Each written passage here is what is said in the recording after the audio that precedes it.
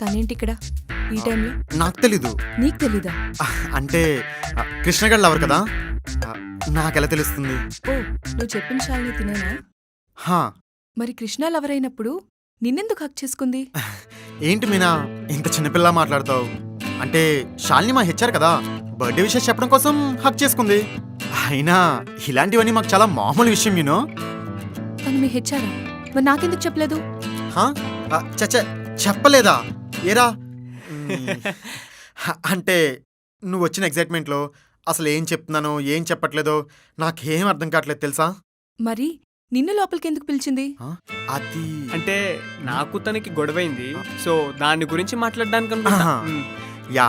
ఓ, మరి అలాంటప్పుడు మీనా ఎక్కువ ఆలోచించుకో, రేపు పొద్దున అన్ని క్లియర్గా ఎక్స్ప్లెయిన్ చేస్తాగా. వెళ్ళి పడుకో, నేను చూసుకుంటా కదా. గో.